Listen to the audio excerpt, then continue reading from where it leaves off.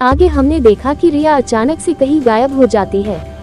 सब रिया को ढूंढने लग जाते हैं लेकिन रिया कहीं भी नहीं मिलती। सब बहुत ही परेशान नजर आते हैं। उतने में निक्की को याद आता है कि कल रात उस पागल आदमी को भी चोट लगी थी, वो भी तो इधर नहीं दिख रहा। कल रात वो आदमी रिया को अपना प्यार बोल रहा था, कहीं वो तो उसे उठाकर नहीं ले गया ना। पुलिस को राहुल कल रात उस आदमी के बारे में बताता है। पुलिस राहुल को कहती है, नहीं, वो आदमी अक्सर यहाँ स्टेशन पर ही रहता है, वो ऐसा कुछ नहीं कर सकता क्योंकि करीब 10 साल पहले कुछ बनाव में उसकी बीवी उसके सामने मर गई और वो बेचारा कुछ ना कर सका। वो अपनी बीवी से बहुत प्यार करता था, तब से वो उसे ढूंढने के लिए इधर उधर फिरता रहता है।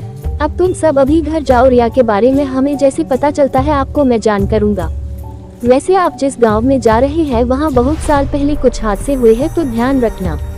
वैसे तो कोई दिक्कत नहीं है लेकिन लोगों का मानना है रिक्शा बाहर ही खड़ी थी तो सब सामान लेकर चले गए।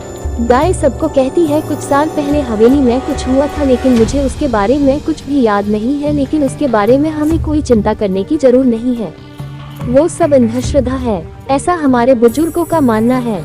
बातें करते करते सब हवेली पहुंच जाते हैं। जैसे ही हवेली पहुंचते हैं गांव के रमू काका गायों को मानवी कहकर बुलाता है।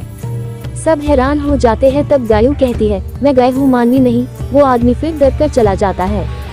राहुल गाय से पूछता है, वो आदमी तुम्हें मानवी कहकर क्यों पुकार रहा था और वो इतना डर क्यों गया? तब गायू सबको बताती है, मुझे बहुत तो याद नहीं लेकिन हम इधर ही रहते थे और इस गांव के श्रीमत घर में से एक थे। मानवी मेरी बुआ का नाम है और वो अभी जिंदा नहीं है। उसकी और मेरी दोनों की शक्ल काफी मिलती है, शायद इसलिए उनको मैं मानवी बुआ के रूप में भूत लगी। ऐसा बोल के सब हंसने लगते हैं।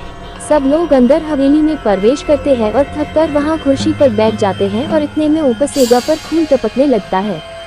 गाय कुछ कहे और ऊपर देखे, उतने में भारी गुनी गायों के ऊपर आ जाती है। सब डर के मारे खड़े हो जाते हैं और चिल्लाने लगते हैं।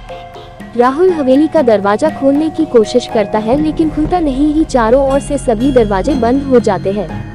सब शांत होते हैं और राहुल और जॉन उस गुनी को खोलते हैं तो अंदर रिया होती है। उसको बाहर निकालते हैं और तभी बाहर का दरवाजा खुल जाता है। राहुल डॉक्टर को बुलाता है। रिया बेभान, सब इतने डरे हुए होते हैं, किसी को कुछ नहीं पता था कि उनके साथ क्या हो रहा था, लेकिन कोई दूसरी बातें नहीं सोचता। सबका मानना होता है कि ये किसी के भी साथ हो सकता है। जॉन को अब कुछ बातें समझ आने लगी थी।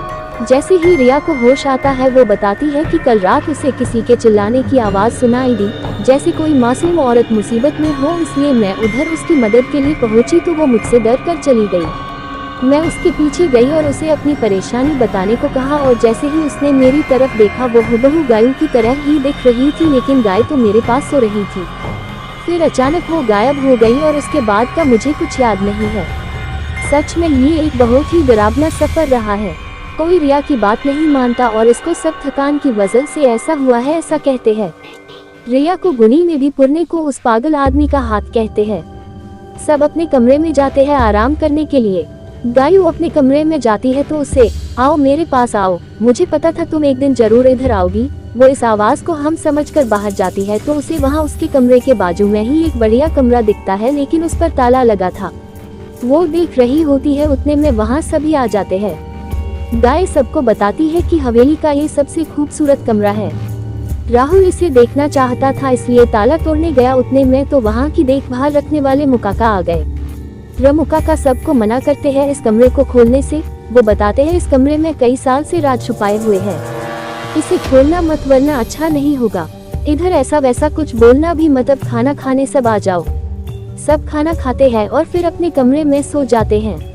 जैसे ही सब सोते हैं गाय को फिर वही आवाज सुनाई देती है।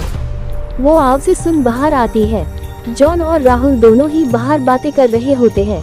तीनों बात कर रहे थे, उतने में उनकी आवाजें सुन निक्की और रिया भी आ जाते हैं। बातों बातों में उस कमरे की बात निकली और सब इसे खोलने के लिए वहां पहुंच जाते हैं। वहां कमरे के बाहर कुछ धागे लपेटे हुए थे, गायू उसे निकल देती है।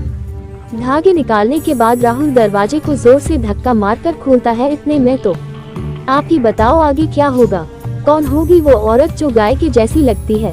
अब क्या होगा इन सब के साथ, देखते हैं मेरे साथ ही डरावना सफर। बाय। हाय फ्रेंड्स, मेरा नाम आकाश है। आप देख रही हैं एक कहानी। इस कहानी का अगला पार्ट सुनाने के लिए चैनल सब्सक्राइब कैरन और लाइक कैरन।